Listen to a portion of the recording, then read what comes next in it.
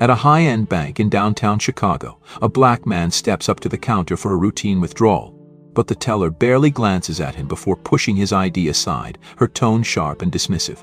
Moments later, security is called, and he's dragged out like a criminal while white customers walk out with stacks of cash, no questions asked. What the bank doesn't know is that they've just thrown out the wrong man. When his true identity is revealed, he'll show them who really holds the power here. Marcus Bennett stepped into the Bennett Financial branch at exactly 9 a.m. The glass doors parted smoothly, allowing the crisp morning air to follow him inside. Sunlight streamed through the floor-to-ceiling windows, casting sharp, golden reflections on the polished tile floors.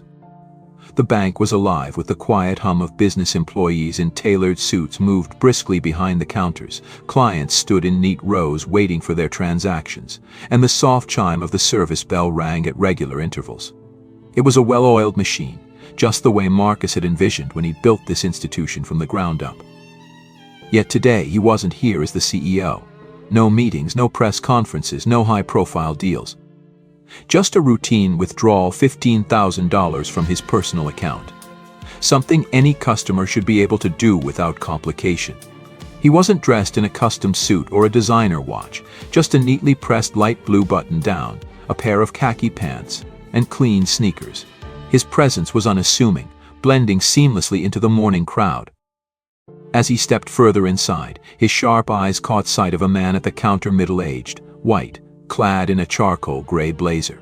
The teller smiled warmly as she counted out neat stacks of cash, handing them over without hesitation. Marcus caught a glimpse of the amount on the transaction slip as the man turned $20,000. The customer pocketed the money, nodded in appreciation, and strolled toward the exit, untouched by scrutiny, unquestioned, unbothered. Marcus exhaled slowly, his jaw tightening for a split second before he unclenched it. He had seen this before, felt it before. But today, more than ever, he was determined to ensure that his own establishment was not fostering that same brand of silent prejudice. Keeping his expression neutral, he moved toward the teller counters. The line was short, and within moments, he found himself standing in front of a blonde woman in a stiffly pressed navy blazer. Her nameplate read Amy Carter. Unlike the previous transaction he had just witnessed, Amy did not offer a smile. She barely glanced at him before reaching beneath the counter and sliding a clipboard in his direction. "Fill this out," she said flatly, her tone mechanical, detached. No greeting. No pleasantries. Marcus studied her face for a moment before lowering his gaze to the form. Standard withdrawal slip. He had no issue filling it out. Procedures were procedures, but something about her demeanor was off. Still, he maintained his composure, retrieving a pen from his pocket and quickly writing down the required information. Once done, he slid the clipboard back toward her, along with his driver's license. She took the slip, but didn't even glance at the ID. Instead, she took one look at the amount and immediately shoved the form back across the counter. "We can't process this," she said curtly, folding her arms. Marcus frowned, his fingers brushing against the rejected form. "Excuse me?" Amy didn't blink. "We don't handle large cash withdrawals like this." His brow furrowed. "I just watched that man walk out with $20,000 in cash." He gestured toward the exit, where the previous customer was now stepping onto the busy sidewalk. "You didn't hesitate for a second with him." Amy's lips pressed into a thin line. "That's different." Marcus leaned slightly forward, his voice calm but firm. "How, exactly?" Amy averted her gaze for the first time, but not out of discomfort, more like irritation. Instead of answering, she turned her head slightly, eyes flicking toward the glass-walled office in the back, where Victoria Sanders, the manager, stood observing. And just like that, Marcus knew. Marcus followed Amy's gaze toward the glass-walled office at the back of the bank, where Victoria Sanders stood, arms crossed, watching the interaction with thinly veiled scrutiny. A woman in her mid-40s, clad in an immaculately tailored suit, she had the sharp, calculating look of someone who had already made up her mind long before she would pretend to consider the facts. The moment their eyes met, she gave a slight nod, almost imperceptible, but it was enough. Amy's posture straightened, her confidence bolstered by the silent approval of her superior. When she turned back to Marcus, there was something colder in her eyes. She exhaled sharply, as if she were already exhausted by the conversation. "I told you," she said, tapping the slip of paper still resting between them. "We can't process this transaction." Marcus inhaled slowly, measured, keeping his patience in check. "And I'm asking you why." Amy didn't answer immediately. Instead, she tapped her manicured nails against the counter in a slow, deliberate rhythm, as if stalling. Finally, she sighed, tilting her head. "It's just unusual," she said, her voice carrying that artificial sweetness people used when pretending to be reasonable. "A cash withdrawal this large, it's suspicious." Marcus let the word hang in the air between them, heavy and deliberate. Suspicious. He felt it settle in his chest, in his bones, the way it always did when people like Amy used polite words to mask uglier intentions. He knew this game. He had played it his whole life, maneuvering through unspoken rules that dictated who was given trust without question, and who was forced to prove over and over that they even had the right to exist in certain spaces. "You didn't seem suspicious when he did the exact same thing," Marcus said, his voice even, controlled. He didn't need to point, they both knew who he meant. "So tell me, Amy, what's the difference?" A flicker of something flashed in her eyes, a split-second hesitation before she recovered, shaking her head. "Sir, I don't make the rules." Marcus let out a soft, humorless chuckle. "You don't make the rules," he echoed. "But you sure as hell know how to apply them selectively." Amy bristled, her lips pressing into a tight, thin line. "I need to get my manager," she said abruptly, her tone clipped. She didn't wait for a response before she turned sharply on her heel and disappeared into the back office. Marcus didn't move. His fingers rested against the cool surface of the counter, tapping idly, matching the steady thud of his heartbeat. The air in the bank had shifted, subtle but noticeable, as if the space itself had sensed the tension simmering beneath the surface. He could feel eyes on him, other tellers glancing in his direction. Customers shifting uncomfortably, as if they knew something was happening but didn't want to get involved. A few feet away, a woman white, in her early 50s, watched him with thinly veiled curiosity. Lisa Parker, he read from the name tag pinned to her purse. She was standing near the customer service desk, hands folded over the strap as if debating whether to say something. Marcus met her gaze briefly, and for a moment she hesitated before offering a small, uncertain smile. He didn't return it. Not because he was angry at her, specifically, but because he knew how this played out. People like Lisa watched. They whispered. They noticed when things like this happened, but they rarely did anything about it. The door to the back office swung open. Victoria Sanders stepped out, her heels clicking sharply against the tile, her expression unreadable. Amy followed closely behind, her chin slightly lifted, the subtle smirk of someone who knew they had backup. Victoria stopped in front of the counter, smoothing down the front of her blazer as she studied Marcus. "Good morning, sir," she said, her voice polished and professional, the kind of tone reserved for handling complaints from difficult customers. "I understand you're trying to make a large withdrawal today." Marcus met her gaze evenly. "I am." Her smile was polite but didn't reach her eyes. "Unfortunately, we have certain security protocols in place for transactions of this size." Marcus tilted his head slightly. "Security protocols?" "Yes," she said smoothly. "For the safety of our customers and our staff, we have to be extra cautious with high-value withdrawals." Marcus folded his arms across his chest, his stance shifting slightly. "So what exactly does that mean for me?" Victoria offered a sympathetic expression, the kind that was meant to look apologetic but was really just condescending. "It means we need to verify some additional information before proceeding." Marcus exhaled through his nose. "You mean my information?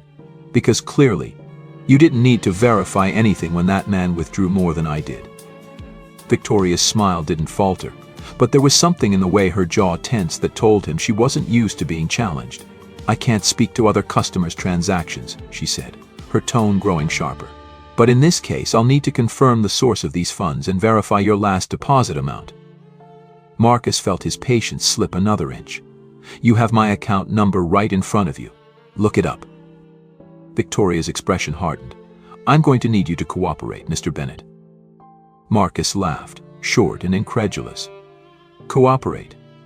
I'm standing here, giving you everything you need to do your job. And you're still finding reasons to refuse me. That's not protocol. That's profiling. The word hit the air like a slap. He saw it in the way Victoria's eyes flickered, the way Amy stiffened behind her, the way the room itself seemed to inhale, waiting for what would come next. Victoria's lips parted, then closed again, as if weighing her next words carefully. Then, without looking away from Marcus, she lifted a single hand and made a small, sharp gesture. Across the room, a figure stirred. Ethan Reynolds, the bank's security guard, a broad-shouldered white man in his mid-30s, straightened from where he had been leaning near the entrance. His gaze flickered toward Victoria, then to Marcus. He didn't hesitate. He started walking toward the counter. Marcus didn't move as Ethan Reynolds approached, his heavy boots echoing against the polished tile. The security guard was tall, broad, the kind of man who carried his authority like a badge he didn't need to flash, because people like him never had to prove they belonged. His expression was carefully neutral, but his posture wasn't. Shoulders squared, hands loose at his sides, he walked with the slow, deliberate pace of someone preparing for an unnecessary escalation. Victoria didn't bother glancing at him. She didn't have to. The silent command had already been given. She kept her attention fixed on Marcus, waiting, watching. She expected compliance. They always did. Marcus let out a slow breath, controlled, steady, keeping his expression unreadable even as something hot curled in his chest. He had seen this play out too many times before. A scene as old as time, a black man being treated like a threat in a space where he was supposed to belong. "I'm going to ask you again," Victoria said, her voice still polished, still perfectly professional, as if she wasn't actively orchestrating his removal.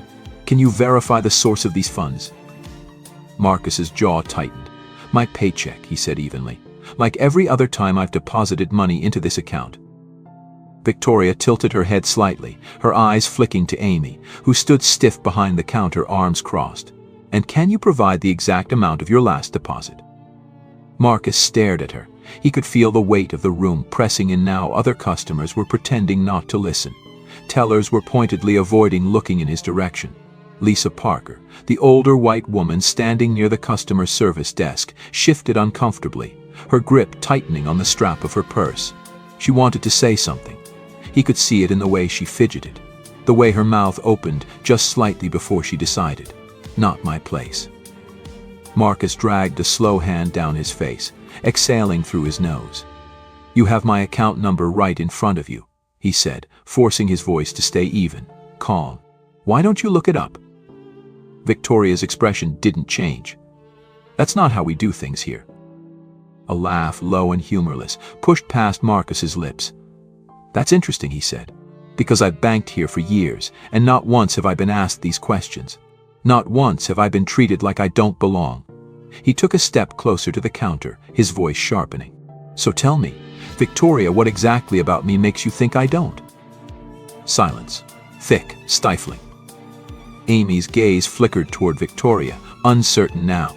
Even she knew they had crossed the line from policy into something else entirely. But Victoria, she didn't flinch. If anything, the slight curve of her lips suggested she enjoyed the power she thought she held in this moment. Her gaze drifted past Marcus, a flick of the eyes that said more than words ever could. Ethan Reynolds stopped beside him, close enough that Marcus could feel the presence of him, a shadow looming just at the edge of his periphery. "I'm going to have to ask you to leave," Ethan said, his voice flat, impersonal. As if Marcus were nothing more than a minor inconvenience. As if he weren't a customer at the very bank he built.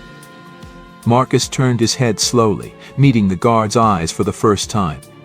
He held his gaze, searching for any sign of awareness, of doubt, of hesitation. He found none. And yet, he knew Ethan didn't make this call. Victoria did. Amy did. All of them did. They had decided the second he walked through those doors that he didn't belong. That he wasn't deserving of the same courtesy, the same trust, the same ease that had been extended to the man before him. The difference between them, skin, nothing else. And now they were sending him out. Marcus inhaled once, deeply, then exhaled, his patience thinning by the second. He had played this game long enough. He reached into his pocket, slow and deliberate, and pulled out his phone. He unlocked the screen with a tap, raised it slightly, and hit record. "You're refusing to process my withdrawal," he said, his voice calm, but clear enough to carry.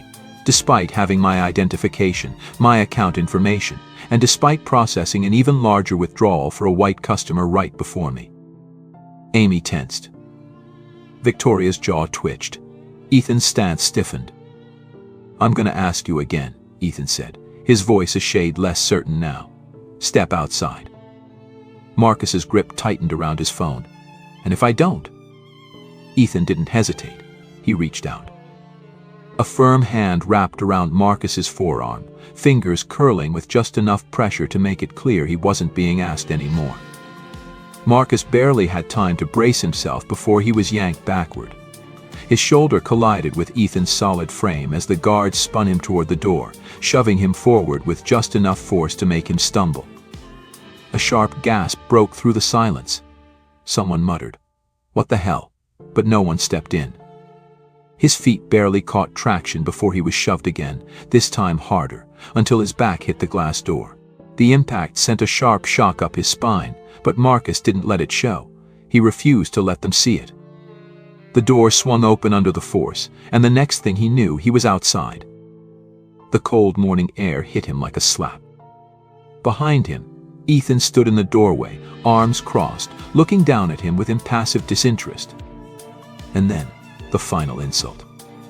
His ID, the very thing they refused to acknowledge, the very thing that proved exactly who he was tossed to the ground at his feet.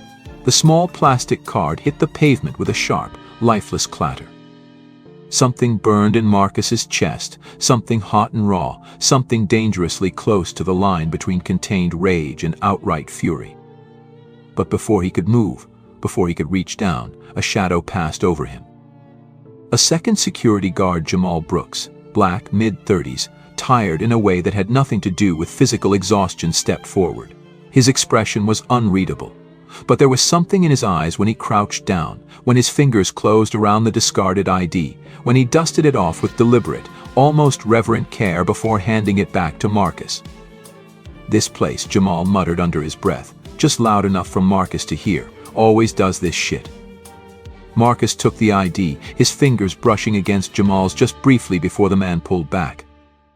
Jamal exhaled, shaking his head. "Doesn't matter if you got a degree, if you got the credentials, if you keep your head down and do everything right," he murmured, his voice carrying the weight of too many years of quiet endurance. "They don't want us here. Not in the offices, not at the top. We're security. We're janitors. We're the numbers they need to make it look like they give a damn." He glanced back at Ethan, his expression filled with something between resignation and restrained disgust. "But this," his voice dipped lower, just for Marcus, "this ain't new." Marcus stared at him for a long moment, heart still pounding, adrenaline still thick in his veins. Then, slowly, he reached back into his pocket. He pulled out his phone again. But this time he wasn't recording. He was dialing. The line rang once, twice, then. "David Carter," a crisp voice answered. Marcus's grip tightened. "I need you at the Chicago branch. Now." There was a beat of silence on the other end of the line. Then, a sharp inhale. "I'll be there in 15. Marcus ended the call, sliding his phone back into his pocket. His fingers curled around his ID, the edges pressing into his palm, grounding him, keeping the fury simmering beneath his skin from boiling over. His eyes flicked to Jamal, who was still standing beside him, hands on his hips, gaze flickering between Marcus and the glass doors, where Ethan remained stationed like a watchdog. Jamal let out a short, humorless laugh. "Well," he muttered, shaking his head, "this is about to get real interesting." Marcus didn't respond. He didn't need to. The next 15 minutes stretched like hours. Inside, through the glass, he could see the bank carrying on as if nothing had happened. Victoria was back behind the counter, speaking to Amy, her movements sharp, efficient, dismissive. Ethan remained by the door, arms crossed, eyes occasionally flicking toward Marcus, but never holding his gaze for long. Lisa Parker had disappeared, probably deciding it was easier to remove herself than to witness something uncomfortable. Typical. Then, finally, a sleek black car pulled up to the curb. The driver barely had time to put it in park before the door swung open, and David Carter stepped out. David was a man who commanded attention without asking for it. White, early 50s, salt and pepper hair, sharp suit, sharp eyes. Unlike the performative professionalism Marcus had faced inside, David's authority was real, earned, not projected. He didn't waste a second. The moment his gaze landed on Marcus, his expression tightened. Then he was moving. Ethan straightened as David approached, uncertainty flickering across his face. He must have recognized him, must have realized this wasn't just another customer. But David didn't even acknowledge the guard. He stepped right past him, the air in the bank shifting as the glass doors parted for him, his presence slicing through the tension like a blade. Marcus followed, his steps measured, controlled, though the heat of anticipation coiled in his chest. Jamal hesitated for only a second before trailing behind. The second Victoria turned and saw David, her expression flickered something between confusion and realization. She straightened, smoothing down the front of her blazer, quickly composing herself. Amy, standing just behind her, went stiff. "Mr. Carter," Victoria greeted, her voice forcibly even, her professional mask slipping into place. "I wasn't expecting." David didn't give her the chance to finish. Clearly. His tone was cold, cutting. "Because if you had been, this wouldn't be happening." Victoria's lips parted, then closed. A shadow of discomfort passed over her face, but she recovered quickly. "Sir, there seems to be some misunderstanding." "Oh, there's no misunderstanding," David cut in smoothly, his gaze shifting briefly to Marcus before locking back onto her. "The only thing I'm confused about is why my CEO was just forcibly removed from his own bank." A dead silence fell over the room. Amy visibly paled. Ethan stiffened by the door. Even the tellers who had been pretending not to listen froze mid-transaction. Victoria blinked, then blinked again. For the first time, her perfectly composed expression faltered. Her mouth opened, a second too late. "I." "Save it," David said, voice like steel. His gaze flicked to Amy. "You refused his transaction." Amy's throat bobbed. I was just following protocol." "Protocol?" David echoed, his tone edged with disbelief. He let the word settle, let it stretch into the silence. "Is that what we're calling blatant racial profiling now?" Amy's mouth opened and closed, but no words came out. David didn't wait for an answer. His attention snapped back to Victoria. "Tell me, Victoria," he said. Slow, deliberate, measured. "Did you even check his account before you decided he wasn't qualified to access his own money?" Victoria inhaled sharply, her composure finally cracking. "Sir, I." "Yes or no?" David's voice was quiet. "Lethal." Victoria hesitated, just for a fraction of a second. But it was enough. David exhaled through his nose, a slow, calculated breath. Then he looked around the room at Amy, at Ethan, at the tellers who had watched and said nothing. He let the silence stretch, let it smother them under the weight of what had just been exposed. Then, finally, "You're done here," he said. Victoria went rigid. "Sir." Effective immediately, David continued, as if she hadn't spoken. "And if I find out this kind of treatment has been happening to other customers," his gaze flicked to Ethan, "or if any employee under my leadership thinks they can use their position to enforce their own biases," he let the sentence hang, unfinished, the threat embedded in the silence. "You won't just lose your job. You'll answer for it legally." Ethan had the decency to look away. Victoria's face flushed deep red, a stark contrast to the icy confidence she had held just minutes ago. "This is completely unnecessary." "Unnecessary?" Marcus finally spoke, his voice sharp, incredulous. "You had me thrown out like a criminal. You refused to even look at my ID, refused to check your own system. You knew exactly what you were doing." Victoria flinched. David turned back to Marcus then, his expression shifting, apology flickering in his eyes, though he knew words wouldn't fix what had already happened. He nodded, firm, then turned to Jamal. "And you?" David asked. Jamal stiffened. "Sir." David studied him for a moment, then nodded slightly. "You're promoted. Effective today." Jamal's eyes widened, caught off guard, his stance shifting. "I." "You deserve better than working under people like this," David said simply, then turned back to Marcus. Marcus, he said, the familiarity in his voice standing in stark contrast to the cold authority he had used with Victoria. You want this branch cleaned out? Marcus didn't hesitate. Completely. David nodded once. Then, as if the decision had already been made, he turned back to the stunned employees. Everyone involved in this incident is to be reported for bias training. Mandatory. His gaze lingered on Ethan. That includes security.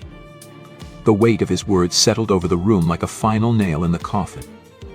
Victoria opened her mouth again, but no words came out. Marcus exhaled, slow, steady. Then, without another glance at her, he stepped forward, reclaiming his place at the counter. Amy stepped aside immediately. David gestured toward the computer. Process his withdrawal. This time, no one dared argue. The crisp stacks of bills were counted out, placed neatly in front of Marcus. His money. His. Not something to be debated, not something to be justified, just his. As he took the cash, his gaze flicked to Jamal. The man was still standing there, looking slightly dazed, as if trying to process everything that had just unfolded. Marcus slid one of the stacks toward him. Jamal frowned. Sir. Marcus held his gaze. Take the day off. Jamal hesitated, then slowly reached for the cash, fingers curling around the bills. Marcus turned, finally meeting Victoria's gaze one last time. You should have checked my ID, he said. Then, without another word, he turned and walked out. This time, no one stopped him. Join us to share meaningful stories by hitting the like and subscribe buttons. Don't forget to turn on the notification bell to start your day with profound lessons and heartfelt empathy.